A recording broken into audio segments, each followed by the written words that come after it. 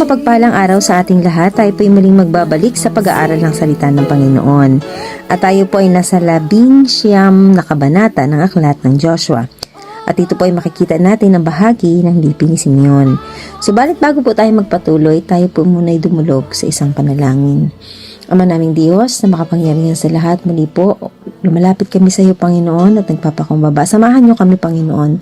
Turuan niyo po kami sa aming pag-aaral ng iyong salita na nawa, Panginoon, ay makita namin, Panginoon, ang lawak at ang kapangyarihan ng iyong mga salita. Salamat, Lord, tanging sa iyo po ang pinakamataas na papuri, pasasalamat at pagdakila sa pangalan ni Jesus. Amen. Verse 1, sabi dito, pangalawang lumabas ng palabunutan ang bahagi ng lipi ni Simeon. Nasa loob ng lupain ng Juda, ang lupaing ibinigay sa kanila. Sakop nito ang Beersheba, Seba at Mulada, Hazar-Zual, Bala at Ezem, Eltolad, Bethul at Horma, Siklag, Beth Markabot at Hazar-Susa, Beth Lebaot at Saruhen. 13 lungsod at bayan ang sakop nila. Kasama rin ang 4 na lungsod ng Ayin, Rimon, Eter at Asan at ang mga karatig bayan nito. Sakop nito ang mga nayon sa paligid hanggang Baalat, Bir o Rama ng Negeb. Ito ang lupaing napunta sa lipi ni Simeon bilang bahagi nila. Ang bahaging ito ay nasa loob ng teritoryo ng Juda sapagkat ang lipi ni Juda ay tumanggap ng higit sa kanilang kinakailangan. Ang bahagi nito ay ibinigay sa lipi ni Simeon. Makikita po natin dito na yung mana na ibinigay kay Simeon ay nasa loob ng lupain ni Juda dahil masyadong malaki ang bahagi ni Juda. Alam niyo po, minsan ang pagpapala mo ay nakapaloob sa pagpapala ng iba.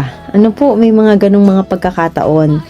Kaya tulad ng ikaw ay assistant, hindi ka boss. O kaya support role, hindi ka frontliner, no? Hindi ibig sabihin na nasa ganyan posisyon ka is hindi mo matatamasa yung biyaya or yung mana na nakalaan sa'yo. Kasi although nandun ka sa gitna or nakapaloob ka, no, doon sa talagang direct na kumukuha ng mga pagpapala, still matatanggap mo, ma-enjoy mo yung pagpapalang nakalaan para sa'yo. Again, hindi po ito kababaan, no? Ito ay disenyo ng Panginoon. Kasama po ito sa kanyang plano. Kaya hindi naman talaga lahat boss, no? Kailangan din meron talaga siyang mga secretary, meron siyang taga-sunod. So hindi ibig sabihin na sa ganyang posisyon ka ay may higit na pinagpala kaysa sayo. Hindi po ganoon, kundi talagang meron lang talagang plano si Lord para maipakita na ang lahat ng bagay ay nagko-complement para sa ikabubuti at ikalalago ng bawat isa.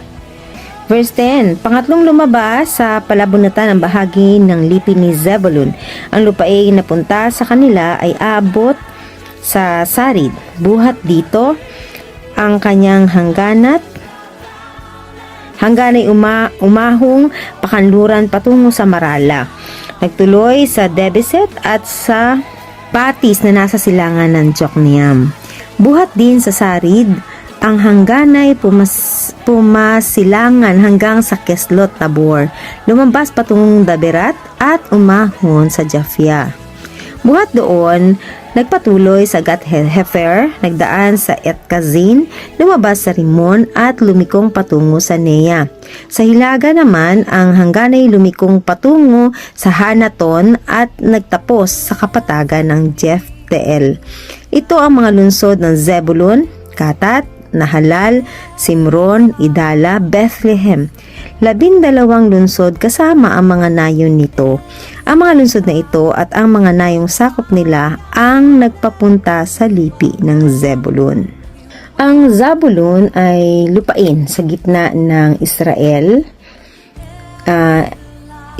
Ito yung strategic sa kalakalan. Makikita natin dito na may mga taong tinatawag ng Diyos sa marketplace, no? Hindi lang sa altar. Kaya, kumbaga, hindi lahat talaga ng Christian ay nandun lang sa altar. Meron din naman nandito sa mga marketplace, kagaya ng mga negosyante, mga manggagawa, mga empleyado, no po. Tandaan natin po na ang lugar kung nasaan ka ngayon ay bahagi ng plano ng Panginoon. 17. Napunta sa lipi ni Isakar ang pang-apat na bahagi. Sakop nito ang Jezreel, Kesulot at Sunem, Hafaraim, Shion at Anaharat, Rabit, Sishon at Ebes, Remet, Enganim, Enhada at Beth-Pazes. Abot sa Tabor, sa Sahazuma at Beth-Semes ang kanyang mga hangganan. At nagtapos sa Ilog Jordan, 16 na lungsod kasama ang kanilang mga sakop na nayon. Ang nasasaklaw na lupaing ito, ang mga lungsod at bayang ito ay bahaging napunta sa lipi ni Isakar.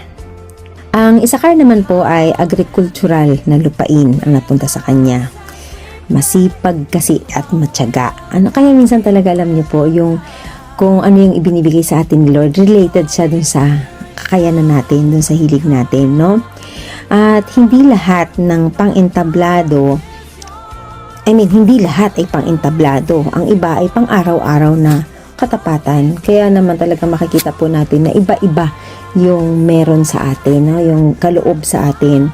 Tandaan po natin ang Diyos ay nalulugod sa tahimik na pagsunod, no? Anuman ang posisyon mo or kinalalagyan mo ngayon, kung ikaw ay nagiging tapat sa pagsunod sa Panginoon, mas nalulugod po si Lord.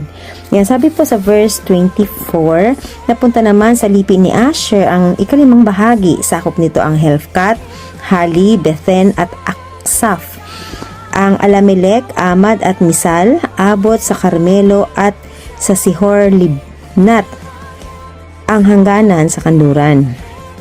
Sa pasilangan naman, ang hangganay nagtungo sa Beth Dagon at Pahilaga, nagdaan sa gilid ng Zebulon at sa kapatagan ng Jefteel, patungong Beth Emek at Niel, at nagtuloy sa Kabul.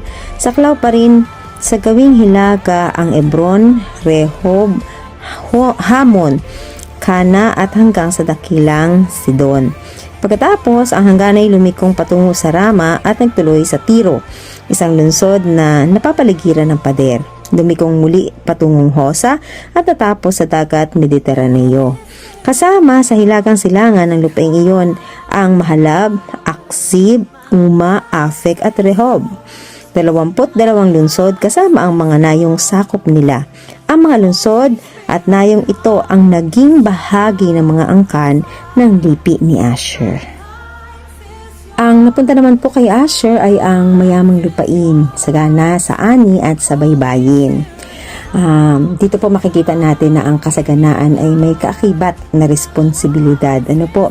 Kaya kung tayo ay pinagpapala ng Panginoon, tanungin natin, paano na natin maluluwalhati o paano ko maluluwalhatiin ang Panginoon sa aking kasaganaan. Ayan. So, tandaan po natin, lahat ng inaalaw ni Lord na mangyari sa buhay natin ay may dahilan at dapat po babalik sa kanyang kapurihan.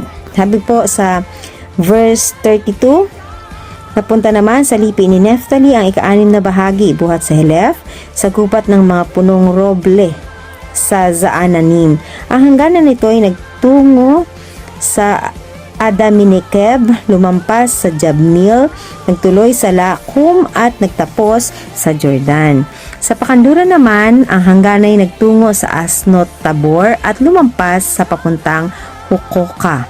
Karatig ng lupaing ito sa timog ang lupain ng Zebulun, sa kanluran ang lupain ng Asher at sa silangan ang Juda sa kabila ng Jordan.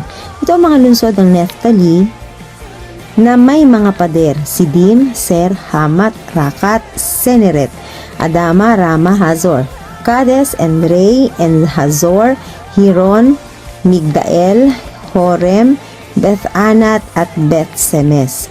19 na lungsod kasama ang mga nayong sakop nila. Ang mga lungsod at nayong ito ang naging bahagi ng lipi ni Neftali.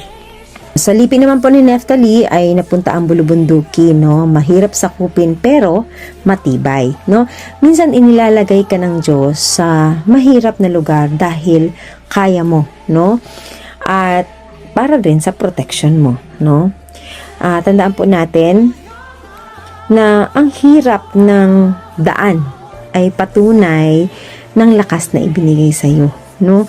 Talagang grabe lang talaga si Lord.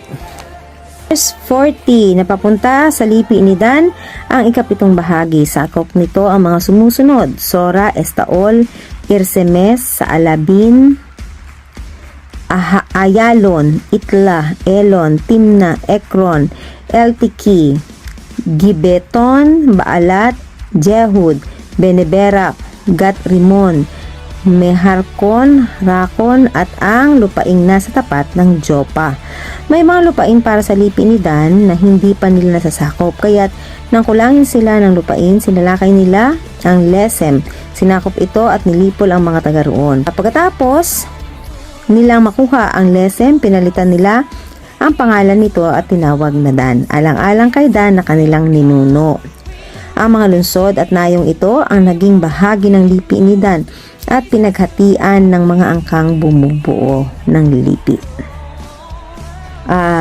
Dito naman po makikita natin na nahihirapan ang Dan na panatilihin ang kanilang lupain, kaya lumipat po sila. So makikita natin yan sa Judges chapter 18.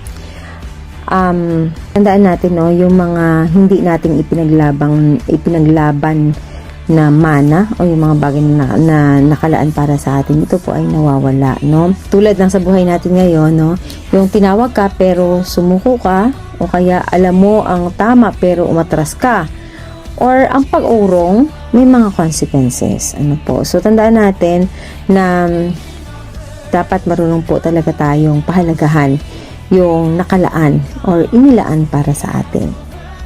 49, matapos tanggapin ng mga Israelita ang kanilang bahagi ng lupain, binigyan naman nila si Josue na anak ni Nun ng para sa kanya. Ayon sa ipinag-utos ni Yahweh, ibinigay nila sa kanya ang lungsod na kanyang hiniling, ang Timnat Sera na nasa lupain ng Ephraim. Muli itong itinayo ni Josue at doon siya nanirahan. Ginawa ng paring si Eliezer at ni Josue na anak ni Nun ang pagbabahagi ng lupain sa pamamagitan ng palabunatan. Ginawa nila ito sa Shilo sa harapan ni Yahweh, sa may pintuan ng toldang tipanan. Katulong ang mga pinuno, ang mga anghel. Sa ganitong paraan, natapos ang pagbibigay sa bawat lipi ng kanilang bahagi sa lupain. So dito po makikita natin, no, binigyan nila si Josue ng lupain ayon sa utos ng Panginoon. So si Josue ay huling tumanggap ng mana. Hindi siya nag-una ng una, no, hindi siya yung unang kumuha ng parte niya kahit na siya yung leader, no? Napakaganda pong makita natin dito na yung tunay na leader ay inuunang iba bago ang sarili. Tandaan natin na sa leadership, sa family, no, or sa ministry, ang pagpapakumbaba po ay susi ng tunay na karangalan. Yan. So makita din natin sa mga huling talata na ang lahat ay natapos sa harap ng Panginoon sa Shilo. So natatandaan natin, doon din ito nag-umpisa. Should I say na ang tamang simula at tamang wakas ay kapwa nasa presensya ng Diyos, no, dito sa ating binasa, no po. Kaya naman dito sa buong chapter ng 19 ng Book of Joshua, makikita po natin yung mga puntos na ito, kagaya ng ang katapatan ng ating Panginoon, no, na wala siyang nakalimutan. Ano pa, yung iba-iba yung papel pero pantay-pantay ang halaga. Ano pa, makikita din po natin na ang mana ay dapat ipinaglalaban. At ang pang-apat, makikita natin na ang mabuting leader ay marunong maghintay, marunong magparaya, no, marunong magbigay. Yan. So, dito makikita po natin na kung saan man itinakda ng Diyos ang lugar para sa iyo, ang kailangan mo lang talaga ay sumunod, at doon ay masigit nating ma-enjoy ang pagpapala ng ating Panginoon. Sana po may natutunan tayo sa araw na to. Pagpalain po tayo ng ating Panginoon at muli kay Jesus ang papuri.